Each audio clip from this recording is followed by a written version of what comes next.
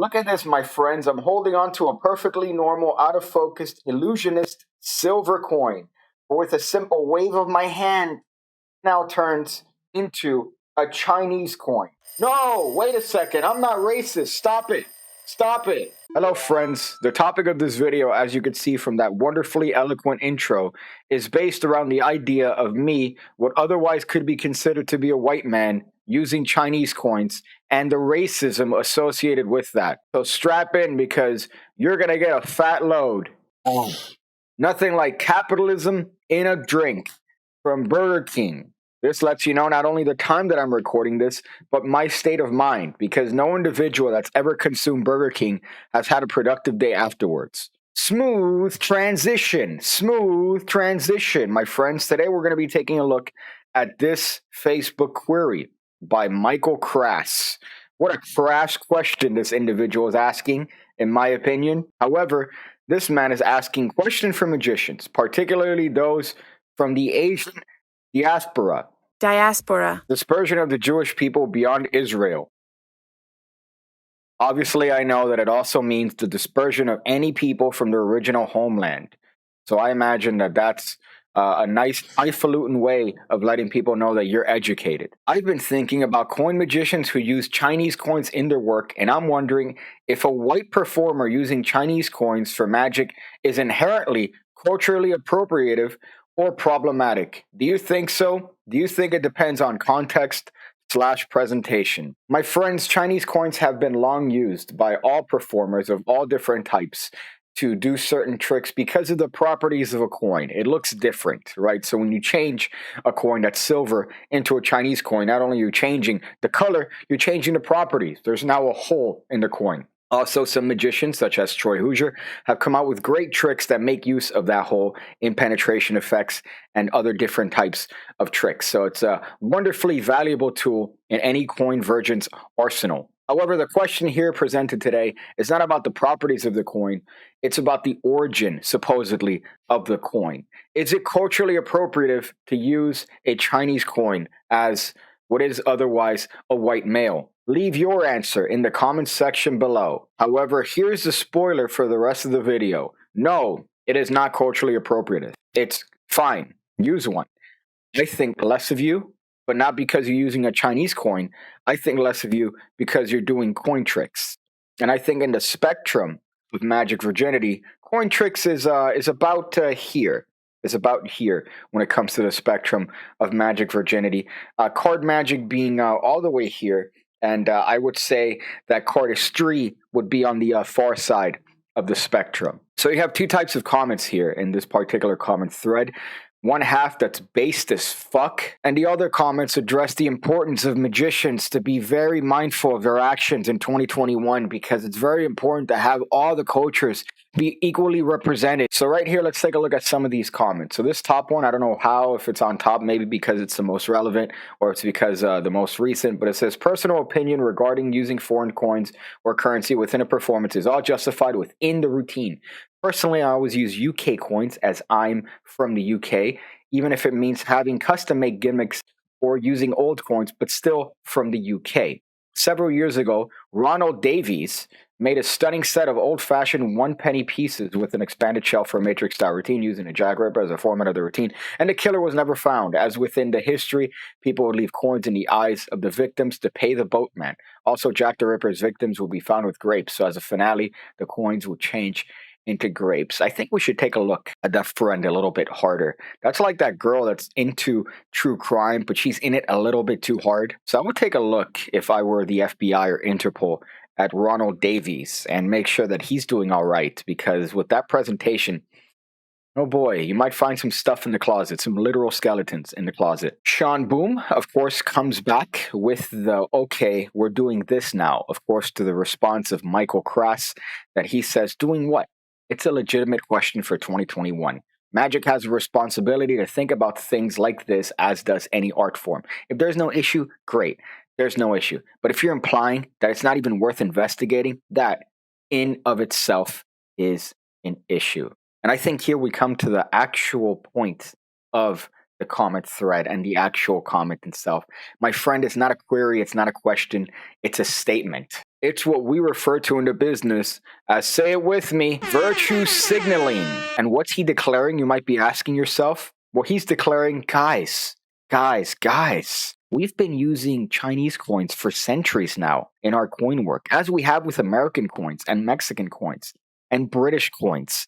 But isn't it time that you guys remember that I'm thinking on a higher plane than all of you? I think it's important that we sometimes just lay back and remember that I'm better than each and every single one of you. Why? Oh, why? You may be asking, Sean Boom, I'm better than you just because I'm thinking of these things, guys. I'm thinking of it. Look, it doesn't matter whether it's right or wrong. I just want you to know that I'm thinking about it and I'm better than you. That's the statement he's making, my friends. You could argue with that. You could say, no, he's trying to do it for the goodness of his heart. But this answer right here, this answer tells it all. The way he says this lets me know that all he's doing is just looking for attention and saying to everybody that I'm better than you. Right here, it's a legitimate question. If there's no issue, great, then there's no issue. Then why did you make the post? You really want to know what other people think? Is it really going to affect your use of foreign coins? If you're from the UK, should you not use white, silver American coins because you're culturally appropriating the states, huh? Should I not use British coins or Mexican coins because I'd be culturally appropriating them? Where does it end, my friends? Where does it end? It's a never-ending tale. Let's look at more comments. We have Cody Topper with the hot take, a nice little Marvel meme. I'm not a huge fan. Not a huge fan. I don't know if that's going to turn off a lot of you guys, but I'm not a huge fan of Marvel or comic book movies. I watch them every once in a while, but I'm not buying a shirt. I'm not out here going, oh man, that's crazy. Hey, did you realize that vibranium is the most rare? And no, I'm not doing that. I think my virginity is enough when it comes to magic, and I don't want to add more to that. Now, I missed a gold mine here. There's a gold mine of actual comments that I missed from Sean Boom. Let's take a look at what this unlocks. So it says handling currency cannot be cultural appropriation. Come on now. Michael Crass says it isn't just handling currency. This is using it in performance in a magic context, which should still not be representative of cultural appropriation. Sean Boo, of course, retorts with the actual definition of cultural appropriation being the adoption of an element or elements of one cultural identity by members of another cultural identity. This could be controversial when members of a dominant culture appropriate from minor cultures. That's it. I'm dropping Rocky Raccoon. We don't have raccoons native to the UK. Michael Crass says, no need to get pressed. It's a simple question. Clearly, you don't think it's an issue. Sean Boom, of course, comes back hard, booming it up, saying dressing like another nationality and acting like them or using a stereotype and discriminatory generalizations about a culture is a different discussion. Using items from a different country as a prop, though? No, not cultural appropriation. If that's the weed, be laying down all the props unless they were from your own country. A little bit of a weird sentence there. If it's the weed, yeah, it was definitely his writing and not my speaking of it. Now we have Jay Rollins who comes in with the actual facts, as does Z10 Wang. They come in with what usually is the case when it comes to these sort of issues. He says, just ask my Chinese friend to give an honest answer about this question. He laughed and said, really? None of us give a fuck about any of that stuff. He can wear kung fu suit as well if he wants. It's only white people that get offended on our behalf. However, I have only 2 Chinese friends, so the other billion might have a different view, which is true. It's a small pool, but I imagine that that's probably the overall view. And of course, Michael Crass comes in saying, thanks for your perspective and for ridiculing me for a simple question. Of course, he came in with the twist. M. Night Shyamalan. I didn't see that coming. If you work in diversity and equity, you should know that if we don't endeavor to have conversation like this, even if they turn out to be unnecessary, nothing changes. What? You said here when Sean Boom was asking you the same thing.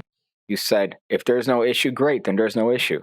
I mean, let's see what an actual Chinese person says. Chinese American here can confirm. Now you have at least 3 friends who think that white people are the only ones that give way too many fucks about this. But here we have a Chinese American, somebody who is part of the culture that you are trying to purport that is appropriating. So why not respond to him and say, oh, great, now we have the perspective of a Chinese person, so at least this gives me some more insight. No, he doesn't do that. He doesn't do that. Although I do stand corrected, as Z10 Wen did put a larger post here and said himself, as a first-generation Chinese American who spent half my life in Asia and half in the West, it really strikes me as being excessively neurotic about race, culture, and culture appropriation is a uniquely white Western phenomenon. I haven't met a single Asian person who cares half as much as white people do about the way white people intersect with Asian culture. A coin is a coin. Just don't do the whole cringy Orientalist, exotic, far ancient mysticism thing, and you're fine. I've lost count the number of times well-meaning old white guys have told me to put on a dragon pattern shirt or grow a Fu Manchu mustache or something like that using Far Eastern wisdom as patter. That comes off as antiquated, insensitive, and racist nowadays, but it's also old-timey and dated, and it's more cringy than offensive. So Michael Kras does respond. I stand corrected and says, thank you so much. And I hear you about the neuroticism. I do think it comes from a well-intentioned place, which is, hey guys, remember me, remember Michael Kras. And I think so many of us are trying to negotiate being present in anti-racism work while not going overboard. So I appreciate hearing this. And Serena Stone chimes in saying, I think it's the younger white people doing their best to make up for the atrocity, suppression, and decimation of other cultures and peoples of the world. Too little, too late, or a good first step? Time will tell. Good point, Sarita. I'm glad you managed to turn this into your own point here, but I guess that makes sense. So that's an interesting video. There's a lot of different takes on this. As you could see, you could tell my take on it. You could see my based take on the actual idea of using Chinese coins being culturally appropriative. I don't think it's the case. I think even if you happen to put on a Fu Manchu mustache, it's not cultural appropriation, because in order to do that, and in order to actually have a pattern that's indicative of any sort of Chinese culture, I do think that you have to have at least not an appropriation, but an appreciation of the culture. So no, using Chinese coins in a performance is not culturally appropriative. And yes, I do think that this is a prime example of, hey guys, I don't care about this issue, but I want you to remember that I'm better than you, which seems to be very prevalent nowadays. But that's the video. I hope you guys enjoyed it. Hope you guys have your takes on it. As usual, I'm very open to suggestion. I know sometimes I may come off as cynical, but it all comes from a place of love and hate. I equally hate everyone, so it shouldn't be deemed as racist or insensitive. It should be deemed as equity, as he said, because I equally hate everybody. But thank you guys for watching. I'm going to go continue the rest of my Burger King iced coffee. Burger King iced coffee. And I realized that I think in the spectrum of iced coffees produced by fast food restaurants, I feel like this one might be the best because the sweetest. And I like sweet. However, there's one thing that I disagree with here. This might be another issue in itself. And it's the use of this right here, my friends.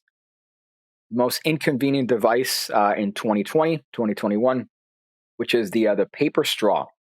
The paper straw. I can't tell you how much I hate this, because by the time I'd say maybe 2/3 into my beverage, it's disintegrating. It's over. It's bent. I'm sucking up nothing. Essentially, I'm blowing through air. It's trash. It's garbage. I think that we've come to the point where we could develop fast eroding plastics, and we don't have to resort to the atrocity that is this, a paper straw. But I think the turtles, and I think a turtle is actually equally likely to shove this in his eye hole as he is with a plastic straw. While this might disintegrate, he's still having a straw in his eye at the end of the day. But I'm sorry, I digress. Let me give you a little bit of advice here at the tail end of the video. Boy, never eat yellow snow, right? Never eat yellow snow.